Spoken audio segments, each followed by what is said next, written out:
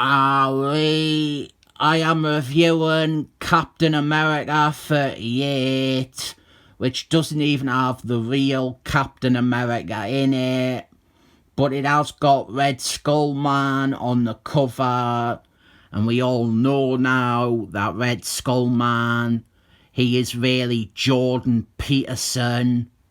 That is Marvel's current direction for the character.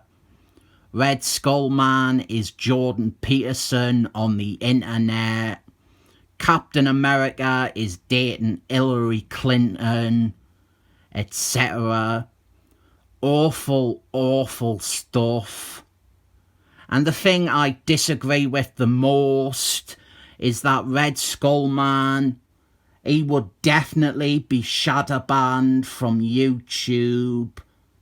They banned a stupid little girl for singing Happy Birthday to Hitler. They would ban Red Skull Man in an instant. This comic, it is from the English lit paper run on Captain America. A run I didn't much care for. It is very overpraised. And even though he is on the cover, Red Skull Man, aka Jordan Peterson, he isn't in this that much. There are two main focuses in this issue. The first is the return of the crazy Captain America from the 1950s. This is one of the best things to come from this run. The re-emergence of this character. I didn't get why it took this long for a writer to realise he should be brought back. We get recaps of his history. Always great to see stuff like this. I love seeing artists reimagine hard stories.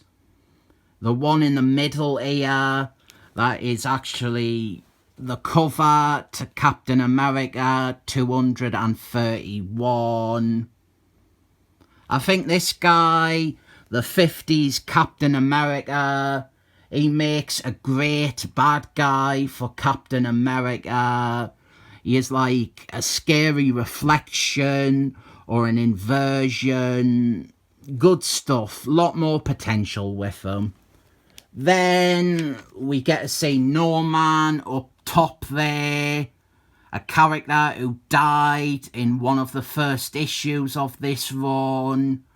And even though they have included when he was Bucky Man, and when he was Captain America's sidekick, and when he was Lorenzo Lamas Renegade, they haven't included when he was a Manhunter rip-off in Thunderbolts.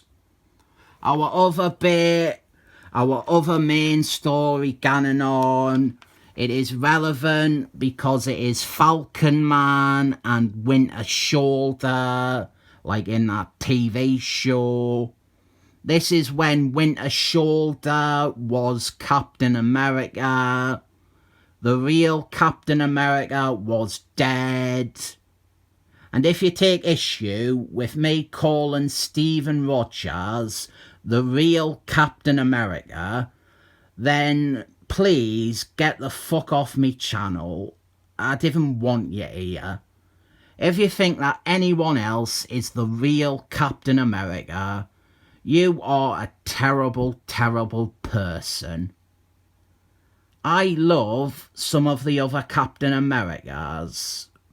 Patriot Man, Us Agent, these two, I didn't like them as Captain America at all.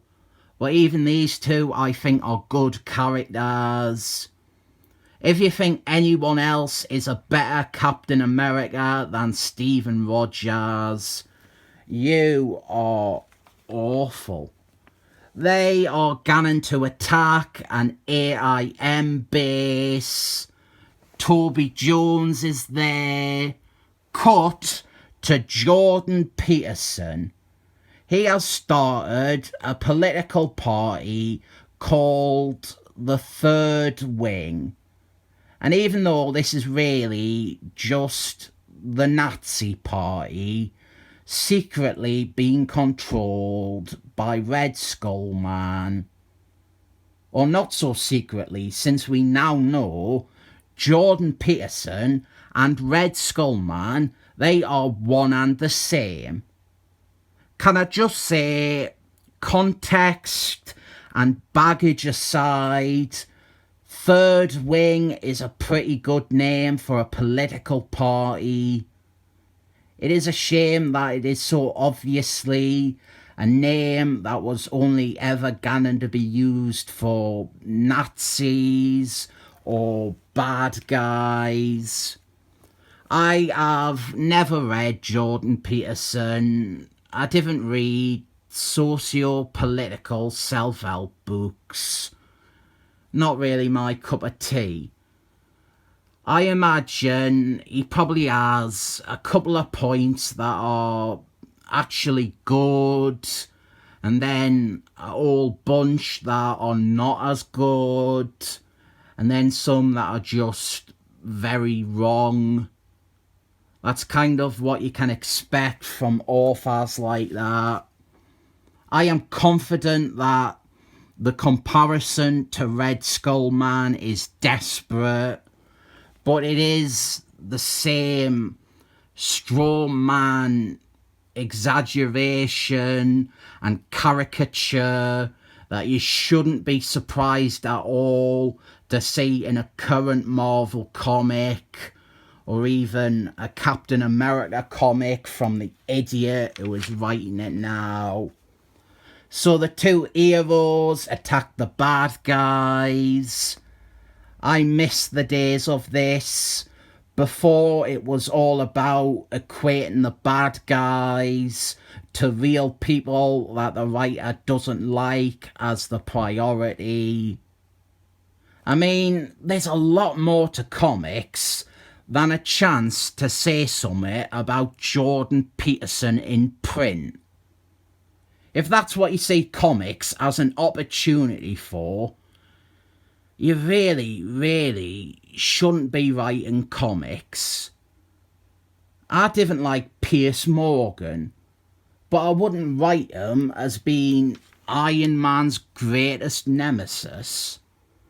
I think this is a good action scene, a good scene for Falcon Man and Winter Soldier. Winter Soldier, it is 2 or 3 issues after he had become the new Captain America. And before anyone asks, I'm not watching the show. Like all MCU things, I'm not wasting me time. Why watch an inferior version of something when there is 50 years of good comics to read? I didn't like either of the actors playing Falcon Man or Winter Soldier.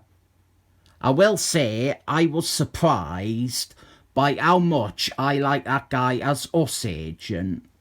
I thought he was pretty terrible on Dark Mirrors, but I watched a clip of him as Agent. He was like being interviewed, and I thought he was a lot better than I was expecting. He wasn't as whiny as I thought he was going to be. But I also know that there is no way he isn't going to go evil or be racist or both. So I have zero hopes for a good portrayal of Agent. The bad guys, they are trying to brainwash the 1950s Captain America, which seems like a waste of time because he is already very crazy, so he would just buy whatever they're feeding him anyway. But they intend to send him after Winter Soldier. Also, this cover, it evokes a mixture of Nazi and communistic propaganda, and it depicts Red Skull Man as like a dictator or a leader or the president, because that's the White House. So that means this cover artist, he must want Red Skull Man to be the president. So he shouldn't be getting work at the big two companies because of it. I give this issue a 12 rules for life up.